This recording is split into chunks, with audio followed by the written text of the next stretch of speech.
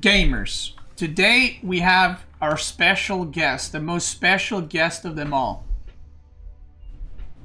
Is Whamen. Beasty! Is Whamen. The beautiful Whamen.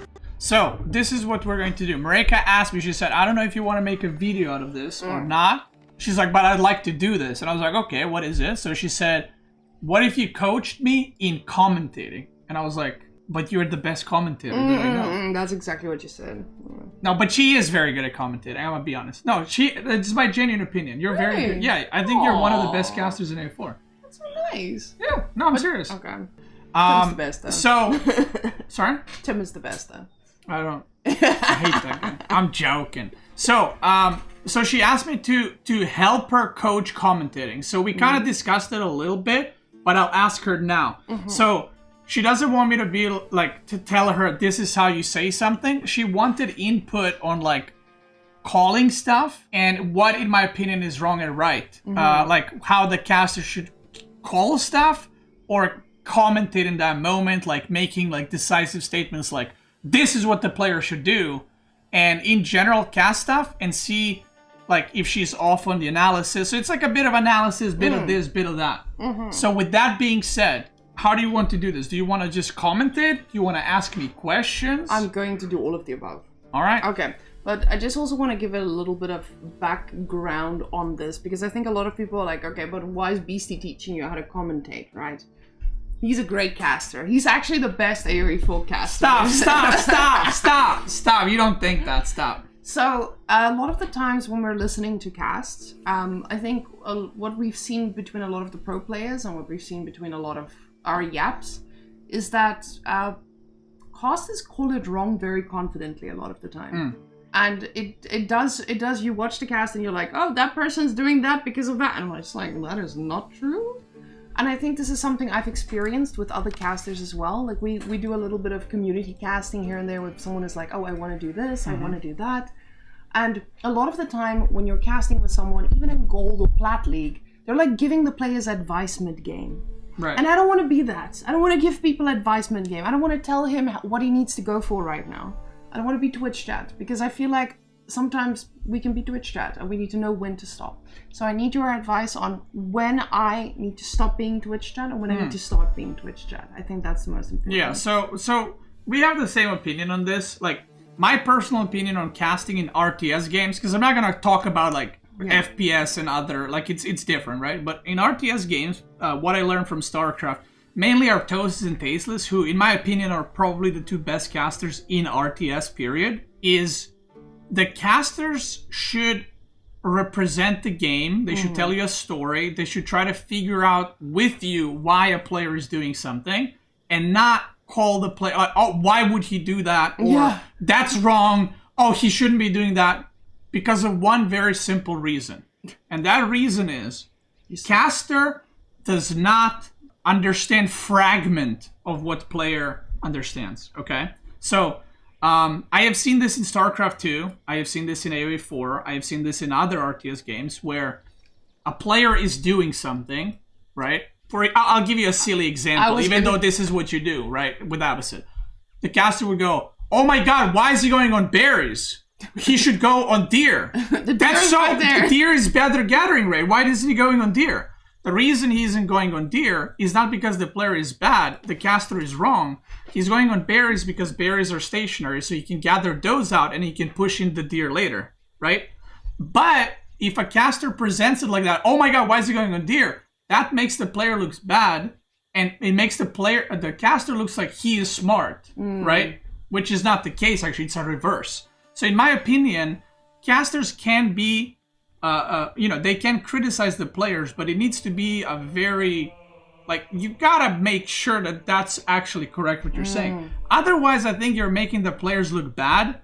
And a lot of these guys, I'm not even talking about myself, but everyone in RTS is putting insane amounts of hours. And I say this with like no hate or like shade. Casters will never, ever, ever understand like 10% of the game that the players do.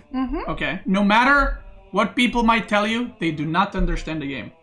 Unless they're Demu or Beasty. Right, unless the player is a pro player who understands, but even then the players will have different styles. So if an aggressive player is casting a defensive player, he shouldn't say, why is he not attacking? Because that makes him look bad. He should figure out, why is he not attacking? Is he trying to extend his lead? Is he doing this? Is he doing that? So one of the things that our Toasted Aces do so well is they almost never criticize the players. They always try to figure out why he's doing something, unless it's like an obvious mistake of like, you just ran your units into Mangonels and lost everything. You can be like, oh, that's a big mistake. It is a big mistake, obviously, right?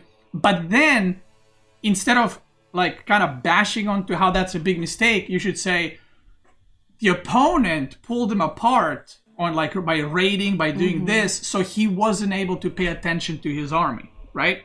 You have to present it as a positive for his opponent and not a negative for the player that's losing. You can say big mistake, but you can say, but he was raided in the back, and he was spread thin, and so on and so forth. So that's my opinion, and I think Marika agrees with that. That's why I'm here. That's why she asked me to go with that. So. Yeah. Now, by the way, I can already tell you, I'm going to need a lot of correction on Order of the Dragon, because as a mental state, Order of the Dragon. We're here to learn. So if I'm correcting her, I'm not like, you're wrong. It's just, that's literally why we're here. So, yeah. Okay. Now, I'm going to be very nervous for some reason, because now I'm on the spot. Like, I'm less nervous on EGC. You can ask stuff. You can make statements, or like you can do whatever you want. Damon, what are you doing? Moving your sheep so far? And that's a joke. That was a joke. Yeah. So, go ahead. You can talk about the matchup. You can talk about whatever you want. Like how you would, because usually casters at the start say like what the meta is in the current like situation. And both of these, do you know why he's pushing the deer here? Because of the chapel. That he's most likely going to chapel here. That's the only reason he would do it, right? So, because you create a little bit of idle time, but you need to do it for a reason, right? So this is one of those things where it's like, we're just trying to start something here, but yeah. So yeah, you can, like I said, you can talk about the matchup. You can ask questions even. That's fine too. Now, for my first question is, what is the Abbasid meta right now? Because honestly, I haven't seen Abbasid in 600 years. I mean, like the answer is we don't know because nobody's playing it. Like, cool. Realistically, it's probably some kind of 2 TC into fast castle. But it's difficult to pull off, and one of the best things you can do is put your second TC on deer, so you deny the pro scouting. Wouldn't you so wouldn't you just die against Order of the Dragon if you decided to go for a second TC though, as I was saying? Well, it depends what they do, but OTD will run out of food super fast. So if OTD just all-ins, they're going to run out of food somewhat quickly. So even with the deer. You have to go pro scout, so it gives you a little bit of like time. Okay, let's go into custom mode. Are we gonna duo this thing and see how it goes? Sure. And then you correct me. Okay. Let's do it. Nervousness. Oh my god. Now Sassy is a man who cooks. He's killing the deer in a very suboptimal place, because we know the demo with that APM, he's able to push anything close to the TC. Sassy just making that a lot harder for him. So if he decides to go over there, it's not going to be anywhere close to the chapel. He would never even have the opportunity to push these bad boys. Sassy very happily running to the back there, already messed up a few deer. He's going to go take the loot back to the base and see what is cooking on the rest of the map. So this is already a pro scouting build. So he's making a meal, he's going to be 3 on food. He's aging up with 3, which is normal with OTD because the workers build faster. He's leaving 3 on gold, so this will be... Is that why Sassy moved to scout? Because he's like, this guy's going pro scouts anyway? No, because at this point, even if you do the deer pushing, it's like, whatever. So you just do it. Maybe he didn't want to risk dying to TC, but it's like, as long as you kill few, you ruin it for the opponent, and then it's like, whatever. So, in my opinion, on Hill and Dale, they are what I like to call perhaps over scouting. Like, I think you kind of want to do your side and go back so you can push in your deer, because Demu now, if he pushes the deer, he can actually like run in and spread them out completely to completely ruin the gathering, and it makes a pretty big difference.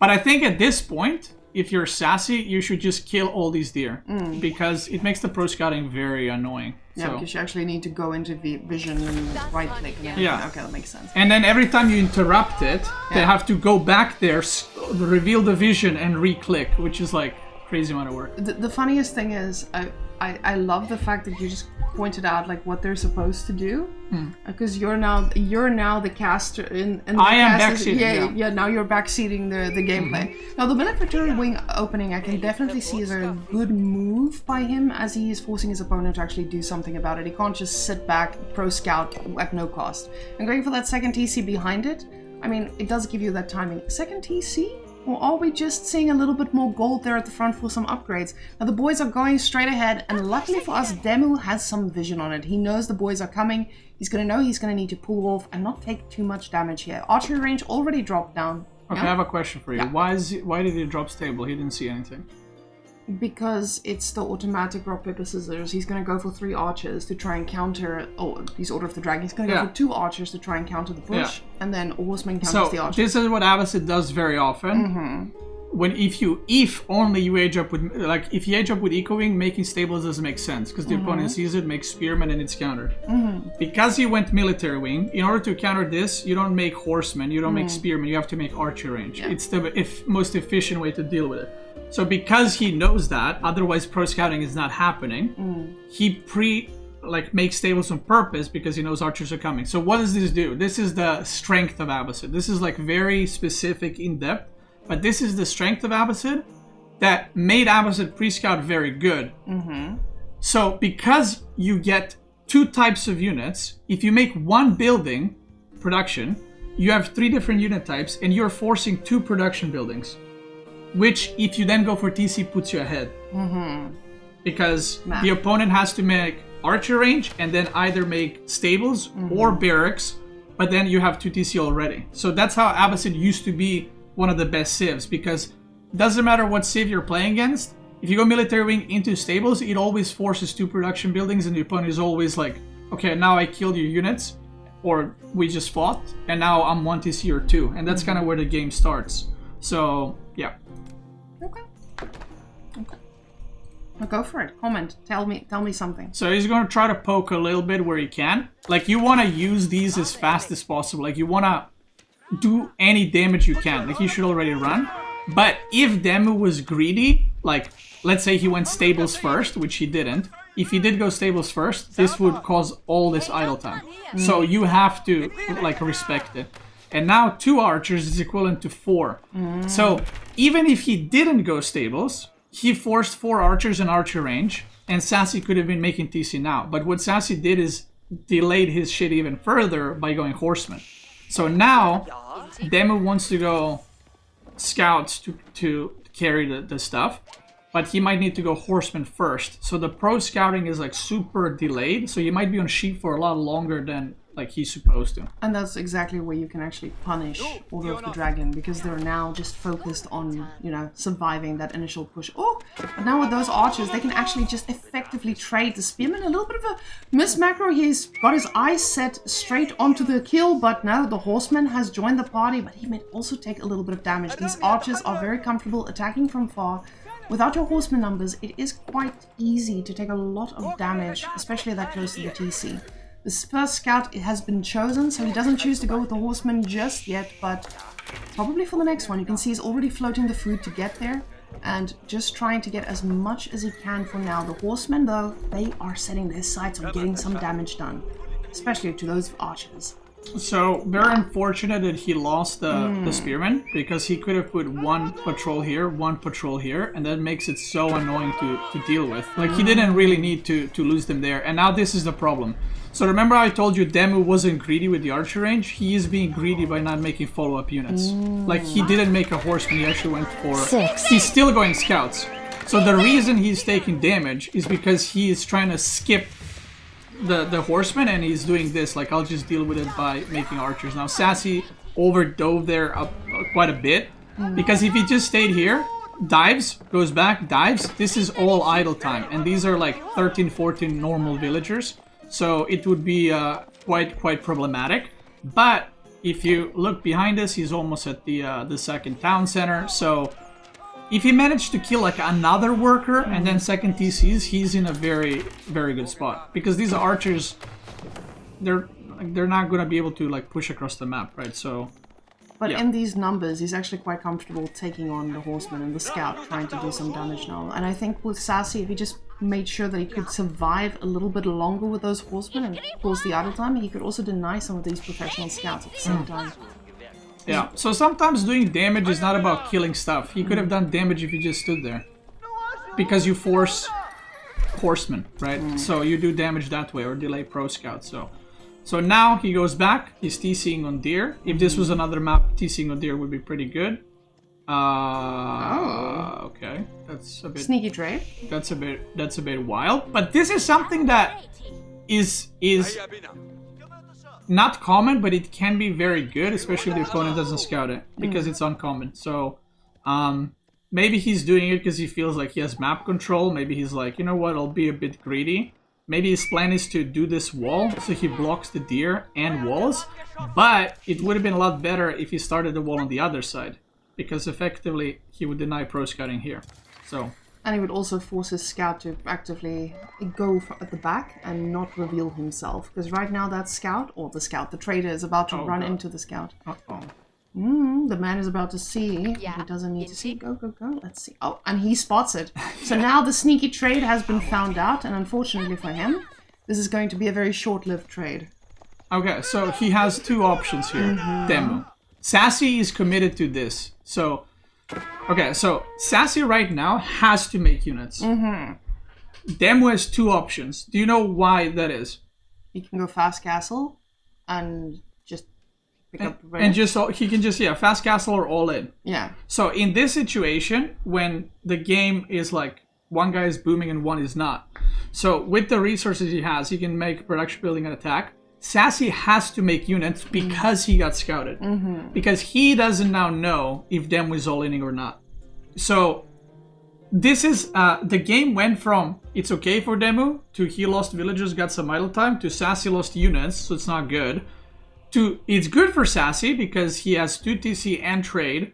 Now it's, in my opinion, like strategically pretty bad for Sassy, because you can either gamble what the opponent will do and you play a 50-50, you say I'm just gonna fast castle and then he all-ins you and you die, or you make a lot of units and Demo goes fast castle, in which case you didn't do anything with the units. So it's a pretty bad situation to be in, I think, for Sassy right now.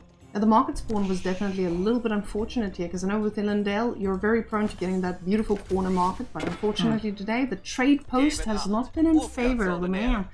But now with those horses, he's going to be able to take them on for a while, but we'll see for how long. Because Demo, he says not long, we're going to go for castle. And that is going to be a little bit tough to deal with for Sassy, because he is so far away from getting castle himself. I mean, you've already invested so much in your economy, he gets a blacksmith instead. Now, my question is, if that was a production building, would that have been safer?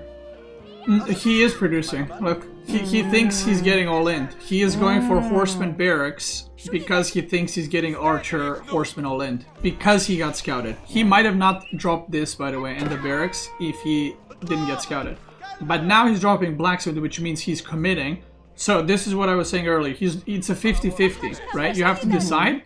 And because there's a wall, it's hard to scout. So he's doing a 50-50 of, I'm going to get all in because he saw me trading. Demo is not doing that. So now Sassy's like shooting in his own dick furthermore by making units that are not going to scale super, super well. So, and Demo is also transitioning, by the way, because I think he saw the barracks, right? He saw the barracks.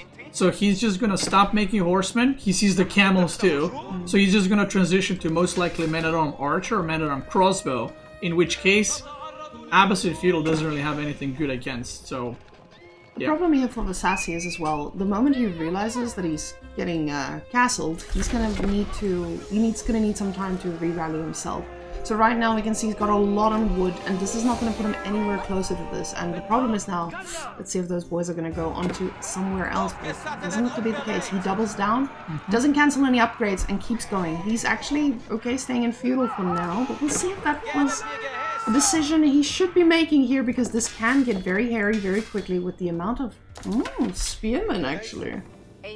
Oh, with the amount of horses, that makes sense. The camel archers do require a little bit of micro, so the spearmen, I would say, do decently well against him, unless you are a micro god like anyone in the top 4. So I think the horsemen, it does make sense against the horsemen. Oh, but unfortunately those chunky horsemen are going to scare you and make sure you overreact. Sassy now looking up going castle himself, I'm saying, as I see another upgrade, but just getting ready for a little bit of a push here. He stopped producing any units, so we know he is ready to do this. Trying to get that trade to be a little bit safer because the boys are running around. And we see more purple there at the top at the market, so... Yoink. Ooh, yoinking some sheep. Very spicy. Yeah, so Demo is now... So now the game is in Sassy's kind of choice. Actually, Demo has a very good choice here, which is... he could potentially go Imperial here. Just quit making units and go Imperial and take relics. So, if Sassy is going to TC trade, you can now all in castle and prevent the trade, because trade needs to be addressed at a point. But if you take 4 relics, let's say, and you hit Imperial, then you should be in a lot better spot compared to Abbasid. And OTD Imperial is very good. So if you do this like a game of like, you do this, I'll just be more greedy. I think it favors OTD because their weaker point is probably earlier in the game, and the longer the game goes, it's like better and better for them. So he's gonna try to deny some relics, but I feel like he should probably be able to get most of them, and this is all gonna be very dead soon. He's got a knight, which this knight from OTD is super annoying to deal with as well. How many traders do we have? 7? I mean, that's a good number, but he's making a second trade. So both players, or at least Sassy, is working towards like, I'm just gonna extend the game instead, even though you're taking the relics. So he's not committing to defending the relics. Now, what I wanted to say here is I think Sassy, now with the pressure of I need to do damage, I need to keep his army in his base, he overcommitted a lot of those units, and now he's going to be stuck in a really tough position with these very chunky units in front of his face. We can see the crossbows now coming out from Demo as well. Those are going to be annoying because they do pretty decent damage still, as crossbows were nerfed. I don't know, all of the Dragon Men did nerf. Did they? I actually don't know, but they should lose 2 damage against anything else. And yeah. Okay, so Demo is not escorting the relics, and he lost 2 prelates. But I mean, he will get them eventually. He doesn't have blacksmith upgrades, which is I feel like a bit of a mistake, and he doesn't have the dragon scale armor, which is very good. You can actually die with your archers. So this is he has a big timing here to do damage, and you can see he knows it. Sassy's actively trying to avoid fights. He's got nothing. So Demo can just run in. He can even run through and stand here and prevent the trade. Again, already doing like massive amounts of damage. So as he's doing this, he's gonna probably transition in. He might stay spearman crossbow because that's a very strong combo, and he still sees some cavalry. So he might be doing that. There's the crossbows. I actually don't know where the damage was. I'm not sure if it got changed or not. But all in all, like if you look at the eco right now, a lot of this might be like people might watch this and be like, why does he have 50 units? Like nothing happened in this game. The reason this is happening is because Sassy made units while Demo aged up, and now he's fighting with basically weaker army. I mean, look, the horsemen are getting completely butchered. So now there's going to be a lot of idle time, and you can see like this economy is a little bit in ruin. So Demo's definitely in a better spot. Yeah, now with the traders though, it does look like he's trying to keep them... Ooh, I was going to say trying to keep them back, but he didn't make any units while he was aging up because he's waiting for those castle age units, which I think definitely puts him in a really weird position because getting a few archers to deal with the front spearmen, it might seem like an okay idea, but those archers at the back are just going to eat them right up. Yeah. So I feel like with Gulams, he maybe thought to himself like, hey, I just need to get something that won't die instantly, and the thing is, as you guys can see, those spearmen, they melt the moment the archers even look at them. Yeah, so Demo's doing a good thing. Whenever you know your army is going to die, you run it into the enemy eco. So he's kiting towards, he knows where the eco is. So not only he's going to kill every light unit, which is pretty big, he also killed a few traders, stopped the trade. Meanwhile, the second push at the front is getting loaded up. So Sassy obviously is going to go Gulam, Crossbow, Knight, like that kind of combo to fight this. And that's why Demo behind it is transition to crossbows, because he knows that's coming. And this is again still a problem because he lost all the cavalry earlier, so now you can't chase this, and they're getting like really good trades. Behind this, he is out of food, so he has to choose either transition to farms or just... So this is another like point of you need to make a decision as Demo. You will either go mass farms and you stop making units, which sets you up for Imperial, or if you are feeling I can actually end the game now, what I would do is I would take all these guys, send them on berries. I would probably take a boar. I don't know where the second boar is. A little bit up. Oh, here. Okay, maybe that one's too far, but I would take the boar, just take the berries, and just commit, because you see, you know this is his whole army, because he obviously has to defend. So I would just commit if I was Demo, like I would just all in this case. But if the game is more even, like you kill some traders but he's got a lot of army, then probably don't risk going on the map, because it's not really worth it. And it's farm transition. I think a lot of people also are not sure when you're supposed to farm transition or when you're supposed to go and pocket resources, and I think you explained it perfectly now. But you can see Sassy is floating a lot of resources at the same time. He's just not able to spend what he needs to. I guess it's just because of the amount of production buildings. And he's still going for horsemen, and those horses are about to get upgraded, so they might do a little bit better, but I don't know about you guys, I don't like getting impaled by spearmen as a horseman. So these guys are going to be ready to take them all on, but it's not going to be a long fight. Crossbows are trying to get closer by keeping in mind, Order of the Dragon, they do a little bit better with these trades because they might look small, but there is a lot of them. Double the value, double the power, and these spearmen are just making these horsemen melt into tiny little pieces. Yeah, he's trying to run through to prevent trade once again. He did kind of get step stuck there a little bit in the wood line, but I think in the end, like, more and more units should be coming through. He needs to be a little bit careful to not just like throw away all the units. And yeah, having this gold is pretty nice, like right in front of the enemy base. He's got this relic which can give you map control, and he's gonna get sandwiched here, so he might end up wasting all the units in the end. Like, he is killing Eco, don't get me wrong, but obviously Sassy's ahead, but there's also 4 relics, which is a bit dangerous, so. And I think for Sassy right now, there's just too many things going on the map, and he's not able to micro those crossbowmen and his wood line, and a few of them did go down because of the movement. He's just focused on getting out as much as he can. As we can see, the crossbows do eventually take them down, but the destruction value, he has definitely got his units worth out there. So 10 traders right now. And it's triple market. That's how you know it's a little bit tough over here, right? Yeah, so Sassy's gold is 800 remaining. Now he does have trade, but he doesn't have that much trade to sustain fully on trade for that gold. Demu has, on the other hand, 1.7k, so now he can he can't buy Imperial fully, but he could try and get that. He's gonna go for the boar, I feel like. No, what is he? He's not that spicy. Maybe he's gonna build. Oh, he's waiting for Lumbercan. Oh, at least he's keeping his villages running. Yeah, keeping them nice he's waiting and fit. for Lumbercan. So Sassy is now defended, right? And this is the part where I was talking about earlier. Demu can now age up again, or set up like towers, go for sacred sites. Sacred sites should have been capped already. You can go sacred sites, you can make towers to block further golds, because that's a big part of Hill and Dale. If you block the second gold, the game can pretty much, you know, kind of end there. So both players are going to struggle for food. Sassy is out. His food per minute is, I think, close to 0 soon. If this is... Okay, he has berries here, but he's not really gathering. He's got nothing here. So his food per minute is this.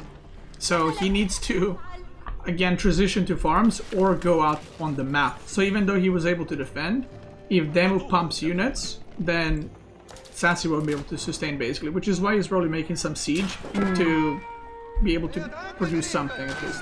The problem is Sassy also didn't go for the usual eco-wing that we see out of Abyssal, so those cheap farms that they used to have that everybody molded about is just not available, right? Yeah, I mean, he's getting food, right? Yeah, he's getting food from traders, but yeah, that ain't good. Yeah, this is like, so the game is even, as in like army is pretty even. Demu probably cannot win right now, but his setup is a lot better.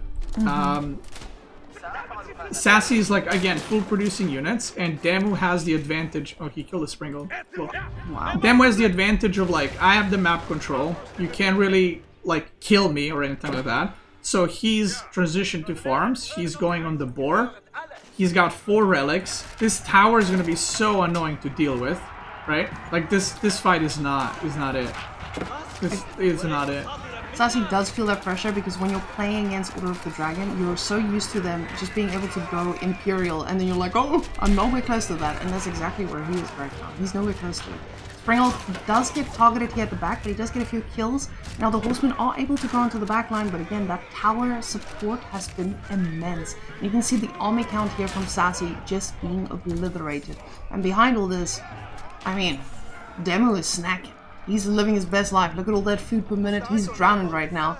And Sassy behind this, now getting upgrades as well, trying to get those archers in the bank, because when you have that much wood and not a lot of food, archers are also pretty okay, especially against spearmen. So he's going archers for 2 reasons. Number 1, the army is literally gets butchered by archers. Yeah. And second is because his food income is low, archers are cheap to produce, so it's a good way to be able to produce units while not using a lot of food. But I think it might be a little bit too late for that. And this is like a crutch keep, which is like, you won't die, but, you know. How did he get that much stone? My goodness. Yeah, he's got stone in here, so Oof, he's been vacuuming that. He's gonna try to stone wall, which gets found. Pretty unfortunate. It's gonna get broken, so all that stone ain't gonna be too useful. Demu can still buy Imperial, by the way. And so if he had Sacred Sites, now they would be like 5 minutes remaining. And at that point, you can all in onto the Sacred Sites and just straight up win the game. Like, you don't need to even attack at all. So, but because he doesn't have Sacred Sites and he's not looking at the map, Sassy's kind of just gathering this gold, which is pretty good for Sassy, but 23 traders as well, so he's got a crap ton of economy, but he needs to like break out, and it's slowly starting to a point where Sassy's eco is better, but what he needs is just mass farm transition so he can actually produce units. The problem is now with the wall being broken open, the traders are rerouting. Oh, no, he's rerouting some of those bad boys. But the army count is still very in the favor of Demu, and these units don't die too much. Now the horses being picked off there as well. He's trying to find some victims on the side, but it looks like they will be spotted out by absolutely everything. The amount of towers we have here, and the Swampia behind it, doesn't look like this trade is going to be bringing anything home for a while. He's doubling down on the Springles here as well, getting another 3. Trying to make sure he can deal with that huge composition there at the back. But the problem is, those crossbows just melt. What are those things called? Siege? Yeah, especially if you get... I actually haven't used the upgrade yet. Oh, but he doesn't have mine working. But the crossbows still do a lot of damage. The Springles, and this ain't the fight. So the reason why keeps are really not it at the like top level is you make a keep and it's like, okay, I can't attack there, I'll just go kill your trade. So especially on this map where there's a lot of places to find it. I mean most maps are like that, where it's like even on Dry Arabia, it's like okay, you make a keep, you just go around it. So that's why it's like almost always better to have active units, because that keep and the build time could have been another 10-15 units, which then he could have contested this. But because he has keep plus keep, those are a lot of units that could have been, you know, something to contest this. And if he kills this army, then he's in a very good spot. So it's like, you know, he's trying to hold on, but he's kind of falling further and further behind. He has no answer for this, by the way. I don't know if these are misrallies or what's happening, but he didn't even begin like trebbing this or anything like that. So the farm transition is pretty good, and now as Demo you can go. Is he still trading with his? No, with his landmark now. No, they're FK over here chilling. And I think that's something that you sometimes forget in these high pressure situations. You don't have the option to just like re-rally onto your base, even though you know that's the right move in theory. Just keeping track of everything at the same time, that should be a little bit overwhelming. But these guys are firing down at that tower. Springle's doing their best to catch up, but they are just no match for those crossbows, and they are going to be able to clean up so much armor, but at the same time, crossbows. The destruction. It's just crazy. I think a lot of people now, with the Springles being better, they try, but you still need an answer to those bad boys, especially the OOTD ones. They have bonus damage against siege, right? No, they have only if they get mind work. Okay. So a lot of people would have called mistake from Sassy to make units when he made units. So see, this is a thing that I feel like it doesn't get brought up enough. Okay. So when Demu saw the trade, the reason why Sassy made units is not because he's like, oh, why is he making units? Demu's going castle. Yeah, but he doesn't know that. And Demu is playing aggressive, which sells the I'm gonna attack you, which is why Sassy's making units. So in that situation, it's actually wrong to call Sassy made a mistake. He didn't make a mistake. It's a 50-50.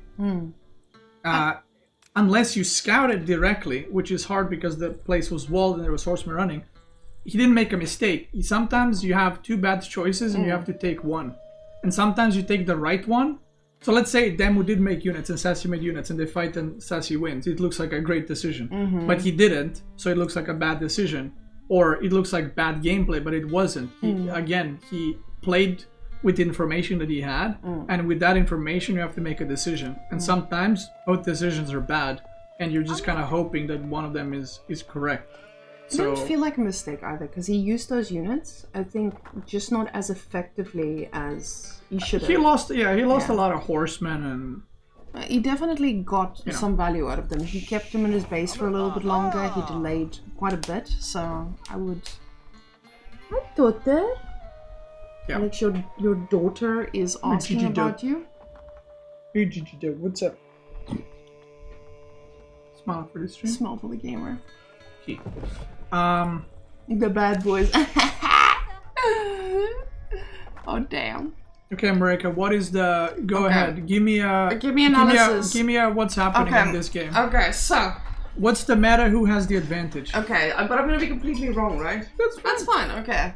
So with HRE, what we've been seeing back in the day, people used to be able to deny the fast castle pretty quickly because AOBids used to go for military wing, they get a camel there, they force you to react. It does slow HRE down. Now, what we're seeing here is Sassy being the spiciest man of them all. He's making spearmen, and I've seen this from a lot of HRE players at the moment against quite a few civilizations. It just puts you in the driving seat because you're not necessarily going to take any damage, and you can get there without investing too much. Now I've seen a lot of people invest 2, but maybe 3 spearmen into the early game and then transitioning into feudal, but just denying a lot of resources and just putting the opponent off their usual terrain.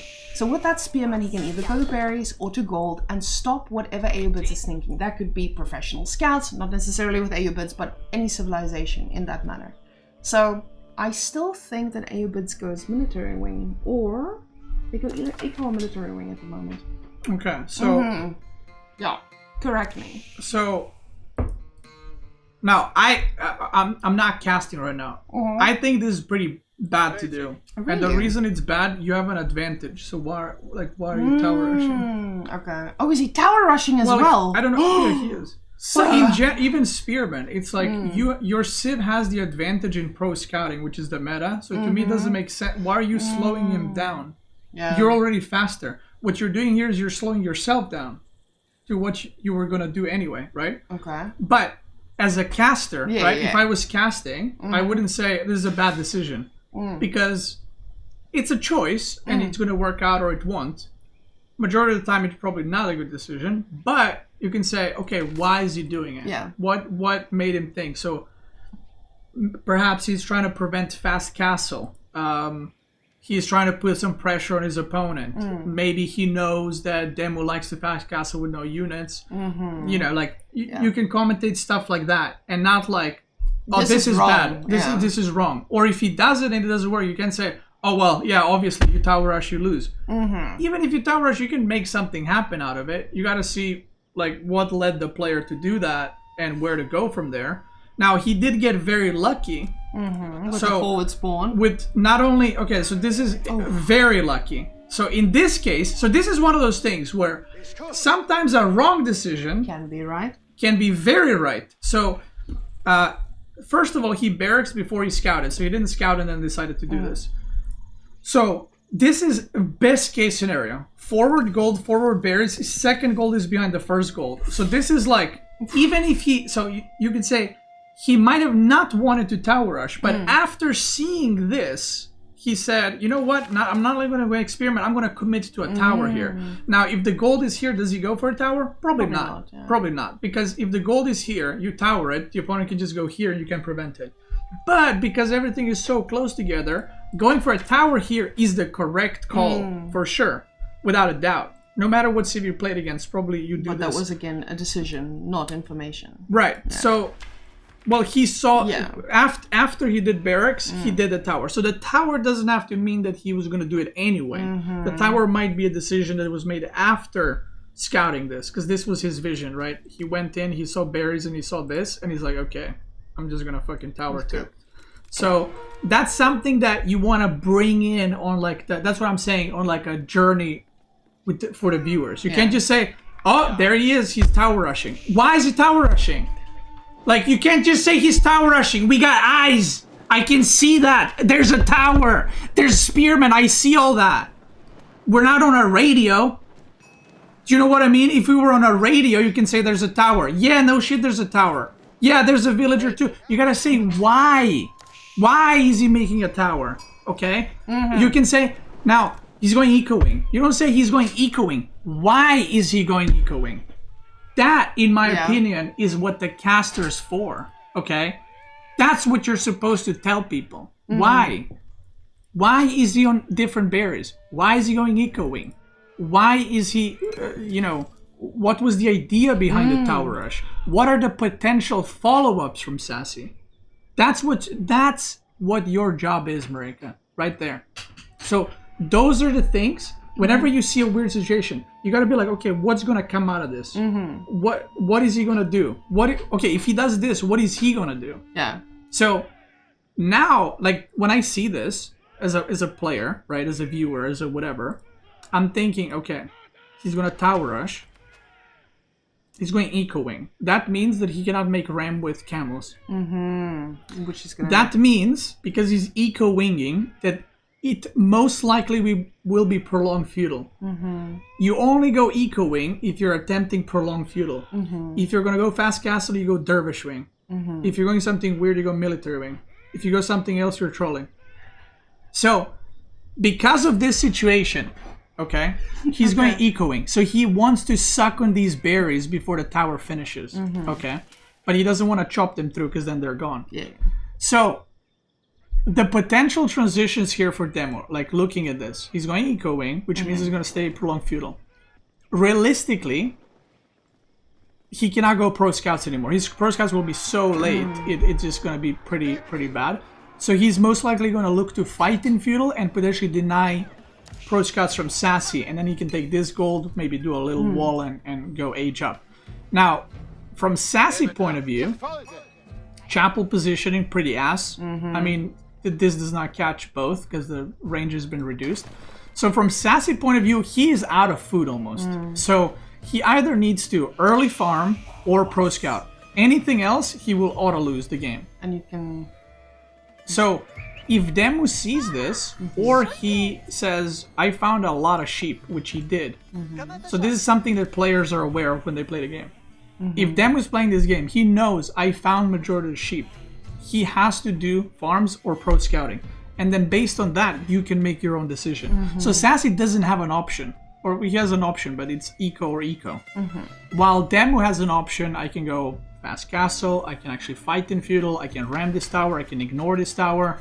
There's a lot of things that can happen. For the long yap. That was a very informative yap. I know, right? Yeah. Very big. So, like, if you're looking at this, I mean, you can agree with me, like saying, like, oh yeah, he's gonna repair. Yeah, no, she's gonna repair. We're not on a radio. I see the villager repairing. Like, yeah. And does this tell me that he just wants to keep him occupied and not go elsewhere, or is he going to come back for this gold? He's like, motherfucker, you did so not do this tells me, so if I was, see, this is the thing, that a caster will never know, and they will never point out. Okay. No. But you got cutie patootie. What do you think is the most likely scenario for Demo to do here? after seeing this village, just this villager, nothing else. You don't know anything else. What is he gonna do? Give me 1 second. He's just gonna fight in feudal and with archers first. But why is he repairing it? To keep him occupied so he doesn't find the other resources to... No, What? it's because he's gonna try to break the tower. Oh, okay. If he's not going to try break a tower and just go on this gold, just let it die. Why are you wasting wood repairing it? So if I am sassy, you can already be like, he might fight over this. Because let's say he doesn't fight over this. He's just gonna lose it eventually. So why are you repairing it in the first place? So in my opinion, at least there's gonna be an archery range, potentially a ram to break this. Because it's blocking a lot of the resources, and it's also semi-blocking the deer because it's kind of there. So, for me, that's kind of what I'm making. Look, he's making an archer range. And he's trying to minimize the idle time by just letting the villager get some gold as well. Yeah, because he knows he can get chased. Maybe he's going to repair again a little bit, but he's trying to keep it alive. Yeah. So this is all the things that are super small, but they make the game very interesting for the viewers. Because no player is going to repair this and be like, okay, now let it die. Okay. The thing is, other reason might also be because he can get the archery range is going to pop out there. He doesn't want those guys to move back and then not be engaged. Isn't it also like a way to keep them engaged? So they can keep fighting and then archer get a little bit of damage and then move them back. Well, so the point is that he wants to keep this alive, which means he will make units. Okay. If he's not making units, this will he's gonna repair this for like 6 minutes, which is like he's gonna use 300 wood. Yeah. So that's a tell that he's gonna make an archer range already. So I don't need to scout this to know that it's gonna happen. Why else would he repair, right? So yeah, so that's pretty much it. So now as Demu, you maybe want to know what the follow-up is. So what he's going to do now is he should go check the gold. Why is he checking on the gold? He's checking if it's pro scouting. And that is pro scouting. That is pro scouting. So these are the things that are lost in translation in a lot of the casts. That's why he's not doing this. He's not scouting for sheep here. He just took a peek at the villagers. He saw 4. He said that's pro scouting. He sees he's aging up with 8. He knows there's like how many units and what's happening. Now you could potentially either check the stone to see if there's going to be an upgrade, or you can just assume that this is going to be upgraded. But if you're going to break it, it doesn't matter. So if Demu's thought process is RAM, like I told you, he doesn't need to know if it's going to get upgraded. He's going to try to destroy it. It's not like he's going to see the upgrade and be like, oh, I canceled the RAM, right? He's committed to it. So this is going to be to denying the pro scouts. He might even go horseman desert raider to deny pro scouts now, but in order to do that, he needs the gold. So that's why these things are happening. Okay. Okay, but we're getting a lot of stone here. Is that it's just for tower upgrades? It's just for tower. He's just. I always get excited. I almost got excited. I was thinking like, do we get a second TC to stay in feudal? That's a lot of overmining. Okay, yeah. Okay, so that was just that was a mistake. Yeah, so that is also a mistake.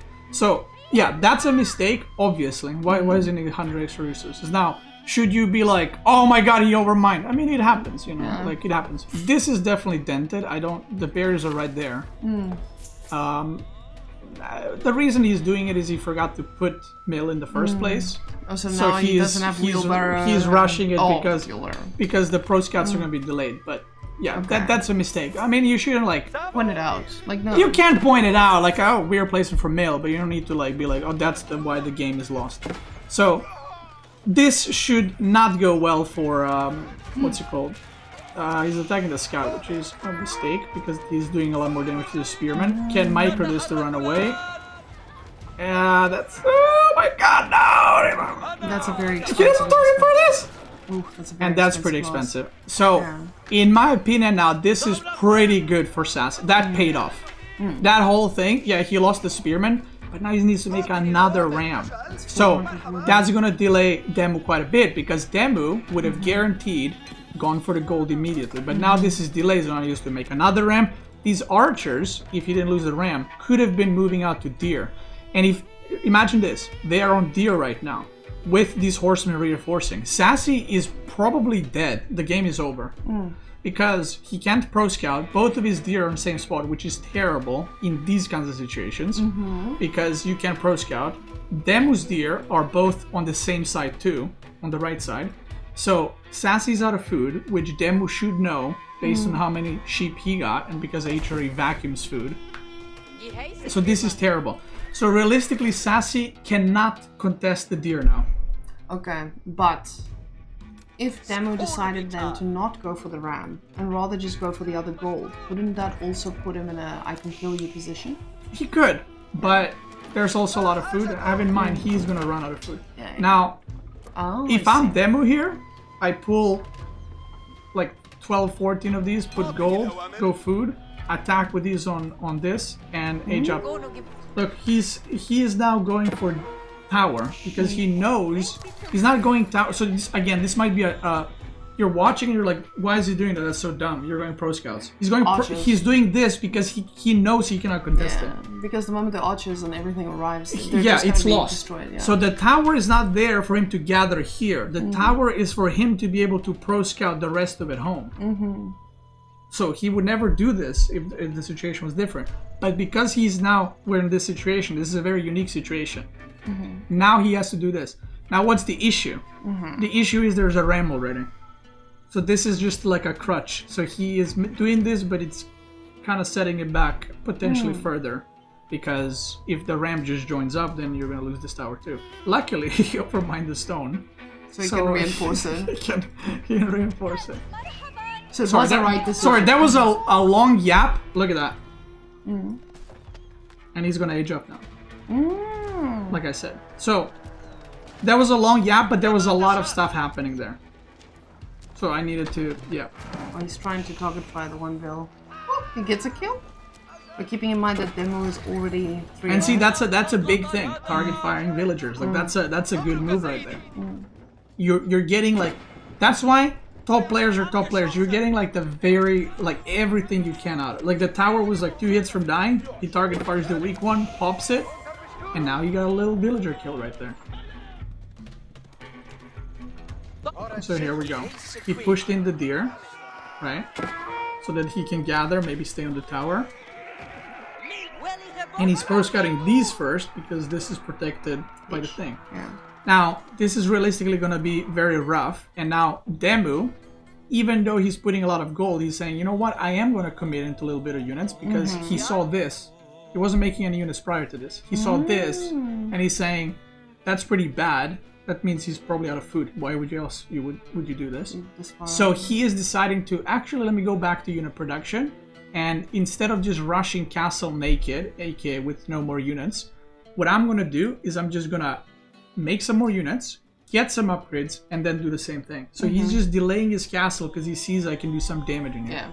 And the longer he leaves HRE, the better it is for him, because he's just going to vacuum up the food while he gets enough resources. Well, yeah, if he just lets him get all the pro scouts, then it's like, you know, like, why are we playing the game? So... Second stable for Mr. Sassy here. Is that purely for horsemen?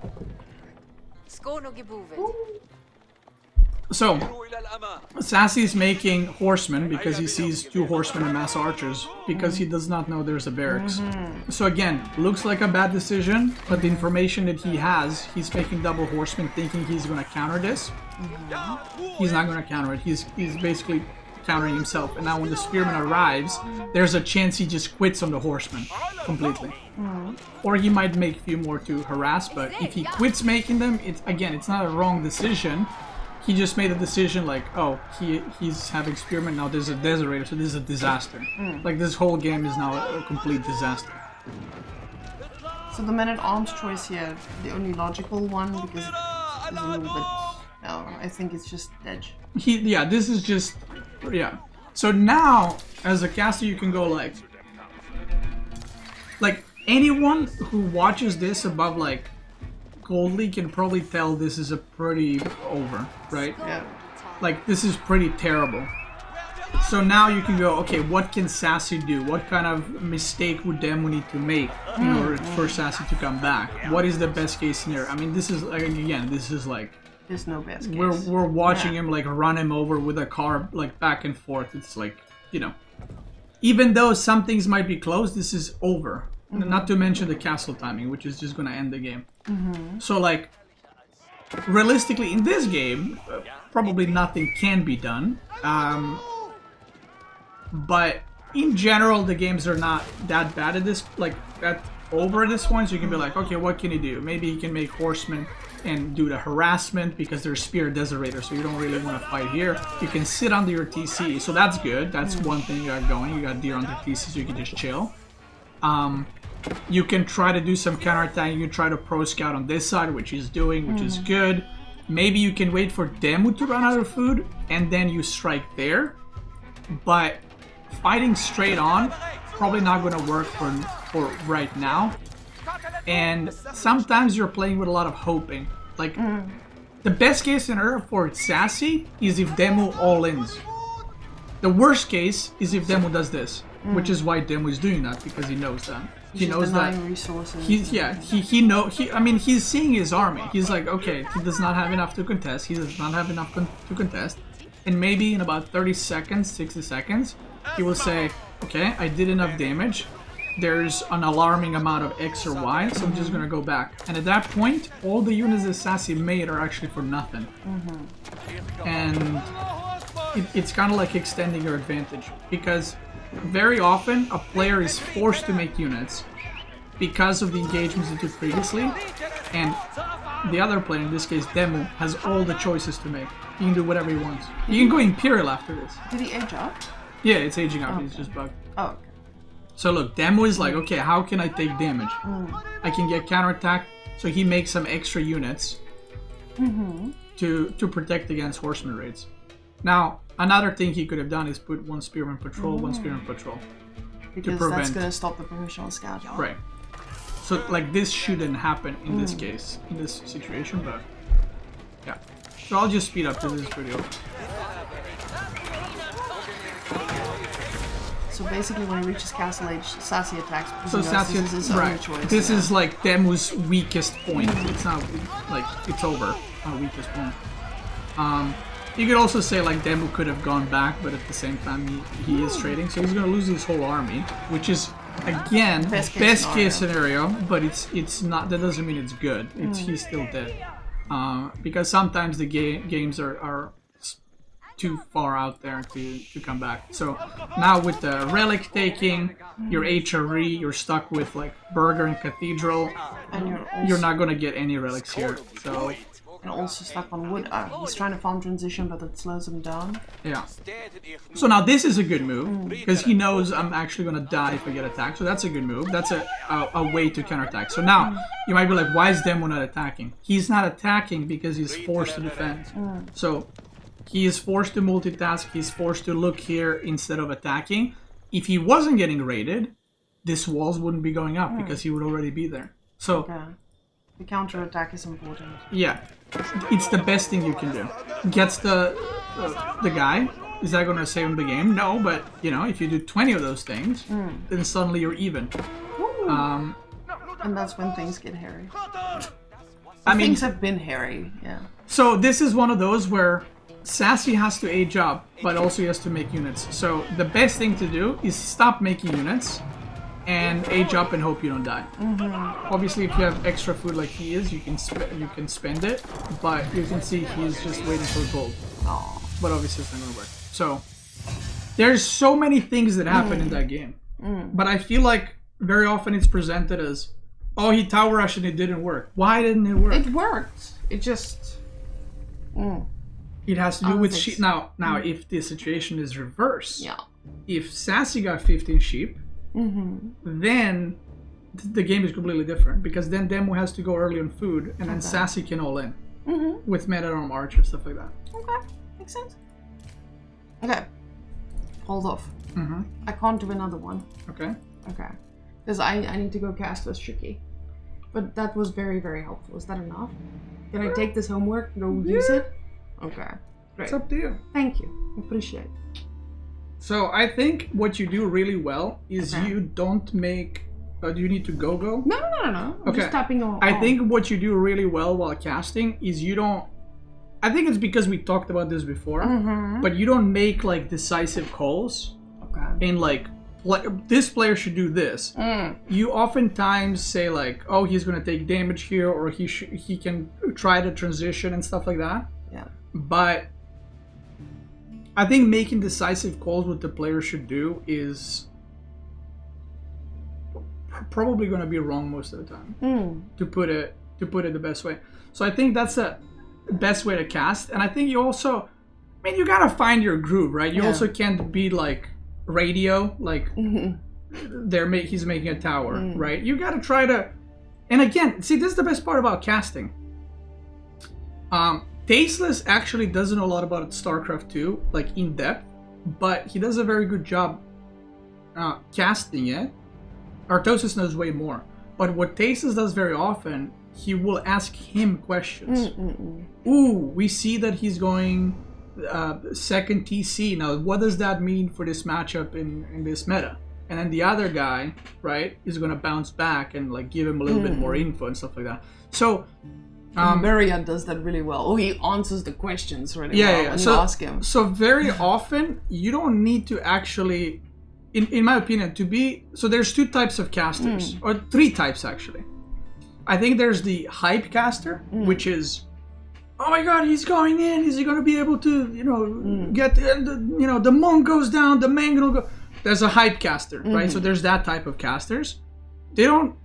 Most of the time, they don't have to know shit about the game. And you can be a great caster with like very limited knowledge. There's the second type of caster, which is the analyst, which in my opinion... Should be a pro player. Leave it to the pros. That's just like... God, I love it when people... When they're an analyst. I remember... Just leave it to the pros. Before you go to the third one, I remember talking to unnamed tournament people. And they were like, yeah, in AoE 2, we have a lot of this or that. So what type of caster are you? Analytical? Or... And I'm like... I'm too dog shit to be an analyst. I think there's a different category for that. Yeah, but I think even if you're even if you're analytical, so actually for a lot of people don't know, but Demo casts or still casts a lot of in StarCraft. Yeah. And even though he was a pro player in StarCraft, he's a high level RTS player. He still, even though he analyzes, he doesn't like tells what the player should do. Like he's analyzing why they're doing it, right? At the very micro level. Like me with the tower. Like, did he want to make a tower in the first place? Maybe because of resources, right? But you don't need to like question why they're doing it in a negative way. So you can be like analytical. Most of the time, I would say you need to be like best analytical casters in any RTS game is ex-pro players or pro players. That makes sense. Because for obvious reasons. Now there's a third type of caster, which I feel like that's where you fit in. You're like between you're like a mix of all three, but you're trying to be more analytical. But I think where you're at now is you're the third type, which is you like to ask people like, ooh, he's gonna go for this. Is he gonna get it? What is he gonna do with the stone? What is he gonna do with this? And that's fine. Like, you don't need to be like, he has stone, he's going to drop a keep. You don't know that, right? He might stonewall, but there's nothing wrong with saying he has 600 stone. He can either buy stone and drop a keep in the middle to secure the gold, or he can use that stone for sprinkle towers or stonewall, depending what the game is. So I think that's where you're at, and there's nothing wrong with that. I think that's a great way to like engage the audience and to make them think like, ooh, what are they gonna do?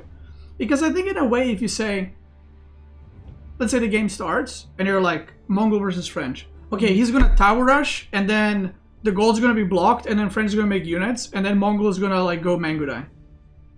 Like you don't know that, first of all. Like, why do you think you know that?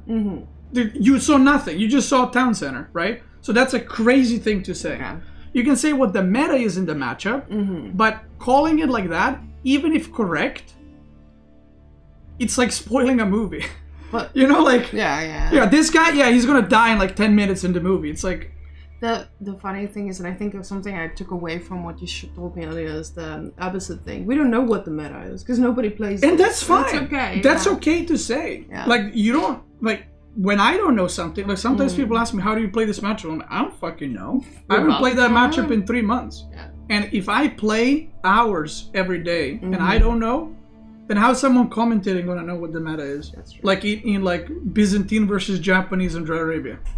You can assume, you can be like, well, against other civs you do this, so potentially, but I'm kind of curious which mercenaries is gonna go for because X, Y, or Z. That's a great way to cast. Okay. So got it. And you can present like, if he does this, it's good because of that. If he does, why are you laughing? No, I'm laughing at the situation, but I'll tell you in a sec. Okay. Like if he does these mercenaries, he can play like this.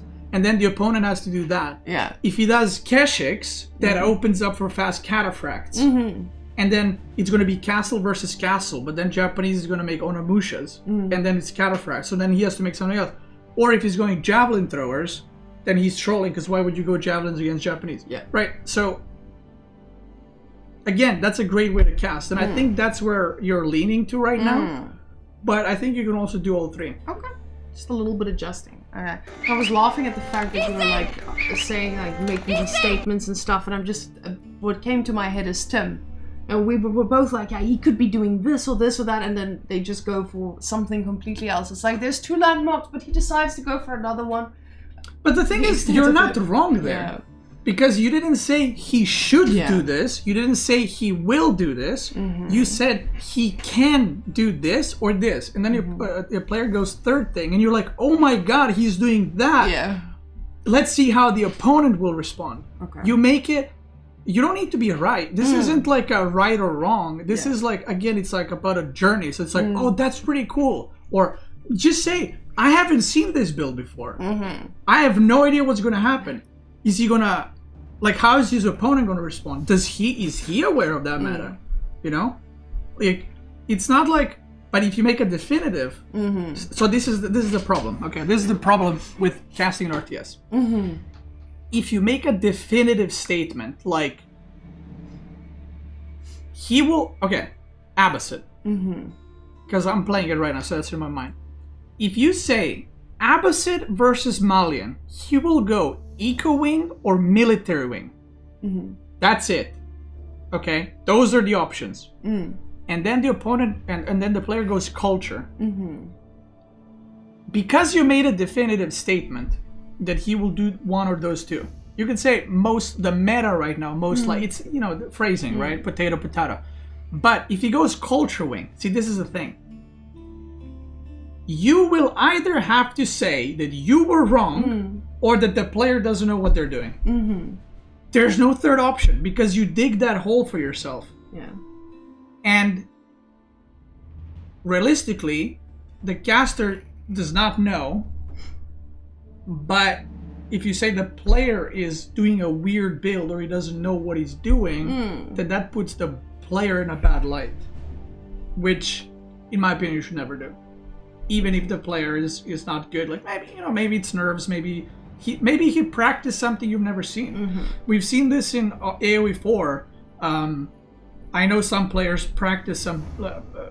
There was a build that I played with Vortex, for example, for moving out, and he tried it and it didn't work. And a lot of people were like, "Oh, why would you do that?" It did work in practice, but you don't know what he played. Maybe the games worked out differently, right?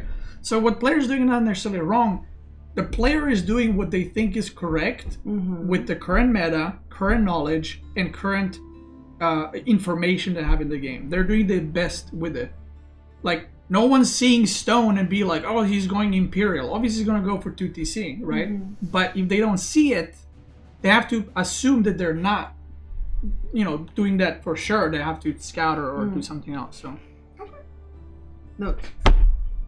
Yeah. Thank you. I appreciate it. It was nice. Thank you. So what we can do, if you want to do one of these again, if you're interested, we can do it off stream or on stream because I don't know how interesting it was for the people on stream. Okay.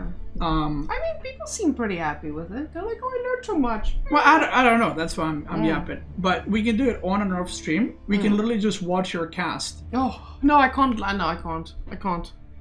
I can't listen to my own voice. Oh, okay. I'm not there.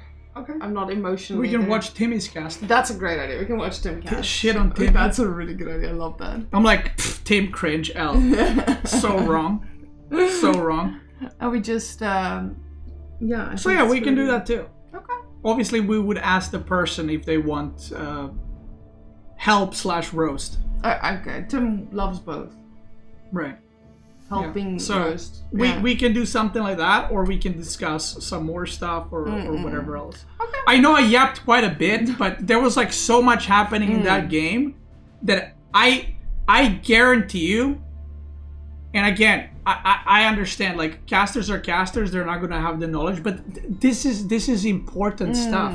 Like, there's so many things that happen in that game, and I guarantee you, and I don't mean this with a bad bone in my body, that most casters would be like, oh, he tower rushed, oh, he's gonna get counterattacked, oh, it's over.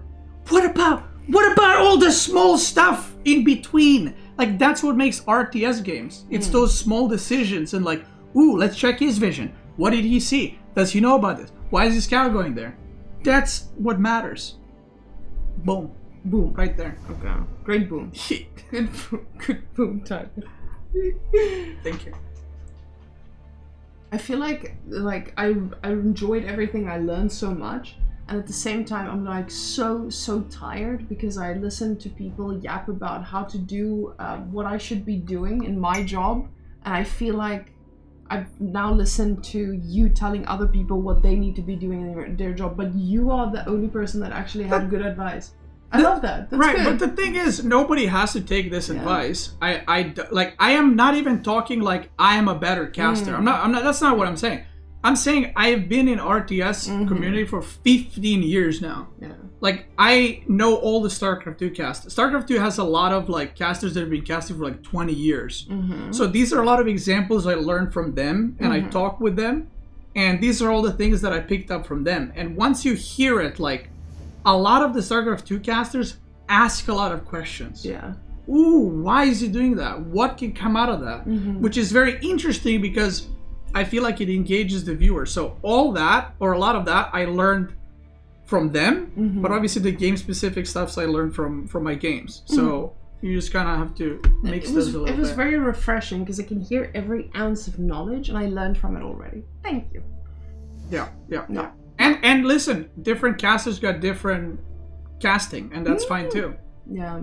Like, not every caster should be the same. Yeah. Right? Some should be more troll, some more analytical, some, Yeah, definitely. Makes sense.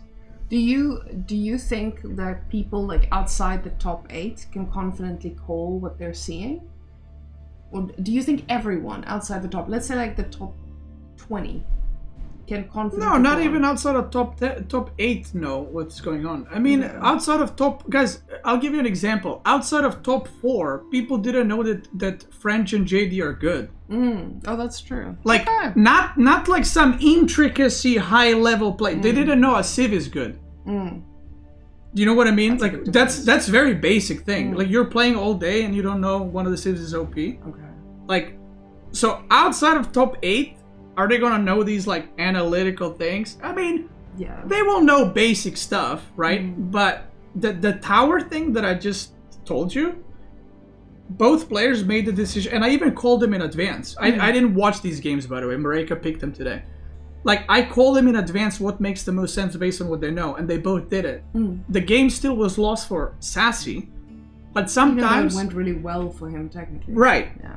But that's because he did the barracks in the first place, which I would never do.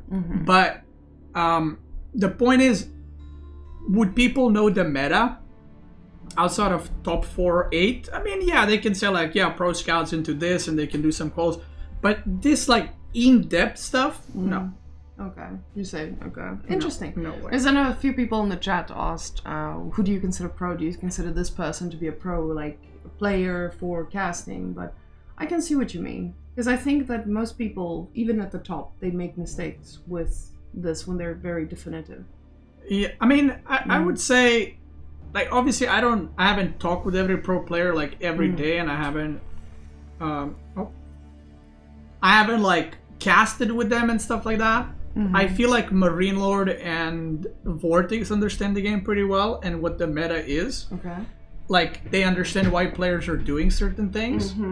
I think Demu would be like really good caster in A4 because he has so much experience casting and he has the game knowledge. So yeah. But obviously some players, you know, they're not necessarily like super analytical. So it's like, you know. It's what it is. Thank you. Like you have some devs that I know that are very good at understanding why players are doing stuff. I think Winston does this really well, actually. Winston often goes with what I was just yapping about. Ooh, he's doing this. Ooh, I wonder why. And then he says like he seen a build that did that. So he's very good at what I was actually just talking about. Very good at asking the questions, or like, why is the player doing that, or, you know, stuff like that. And a lot of the devs are actually like high conqueror. So a lot of them, because they've played so much and experimented, I feel like have a good way of kind of presenting that. So yeah, I can see that. Winston is definitely someone I enjoy because he can adjust. I think he's also someone who's very adjustable. Like he fills the holes, and if you make a mistake, he won't sit there and correct you. What some people do, he actually sits there and he adds to it. And yeah, I notice he always asks like, why players doing that. Oh, that's interesting. Can we check this? You know, stuff like that. So that's really nice. I think that's pretty cool. I mean, I like that type of like I'm old, you know. I don't like the hype casting. I think is great for like big events, especially LANs. Yeah. But hype casting for like, you know, there's like a no. I know there's some people they're like, I prefer to watch an X or Y stream. Yeah, I mean on that's preference, right? Yeah, so that's preference. So yeah, because I mean everybody's energy levels are different. I mean, you guys can see mine right now. Yeah, so that's why we have different casters and different people like different casts, and I think that's all right. Okay. Nothing wrong with that. Ow! I'm sorry. It's okay. Did I hit you here? Yeah. But it's okay, my wrist just hurts. I don't know why. I think I've been working too much. I've been playing too many Malian games. Yeah, Marika, do you want to brag? Go ahead. What did I want to brag? No, go ahead. You know what you did. What did I do? You know what you did with Malian in a Malian mirror. The Malian mirror. Oh, I beat a Conk 3 guy. And yesterday I lost to a Diamond 1. She beat a, She beat a 1.7k guy. But then I lost to a Conk 1, Diamond 1 the next day, so... It is what it is. We only talk about the peaks. We don't talk about the lows. You know what I mean? Yeah, like the 4-0 with Marine Lord and the 5-2 with Marine Lord, right? Like those are the highs. Right. You destroyed him. Yeah. Right. What can I say? I did. Yeah, I'm not gonna bring up what I lost like 5-1. You know, it makes no sense. Yeah. So you shouldn't either. Just bring up the 1.7. Yeah, she actually. The guy was mauling. Like she beat him, and he's like, so fucking annoying to play against or something like that. Yeah, it was funny. He's like, this Civ, and I'm like, yeah, it's kind of busted because it was a mirror matchup. Yeah, it was a mirror match, and the guy was molding, which was kind of funny. Yeah. Honestly, it's just broken right now. I hear it's one of the highest win rates. Malians versus Malians. No, it's really good. It's like 52%, I think. I didn't want to say a number because it would hurt my soul. Okay. 52. Okay, do you outro? Huh? Do my That's it. That's it for the video. Again, guys, if you enjoyed this type of thing, this type of yapping. Now, I do want to emphasize something. I know I was yapping a lot, but like, it's not supposed to be Marika casting and me be like, you're wrong. Because I didn't want to also do that, because then it's like I'm just like shutting her down the whole time. I just wanted to explain the decisions players are doing. And I hope I got the message across. You did perfectly. Like, yeah, so that's it. Any yappers? If you're watching on YouTube, thank you so much for watching. Thank you to McQueen for joining. She's the GOAT. Was that the sheep? Actually, one of the best casters. I'm not even kidding. Aw, that's sweet. I do stutter recently, and I don't know why. No. I think I'm going back to my roots. I'm like, and I don't know why. When I was younger, I used to say in school, I was like, my name is Marika, and it was so funny because I was just stuttering. But I think I outgrew it. Yeah, it's fine.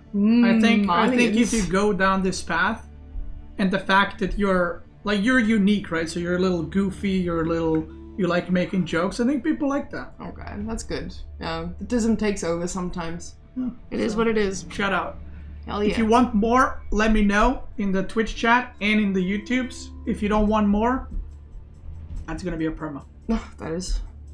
YouTube gamers, thank you for watching. Twitch gamers, let's keep going.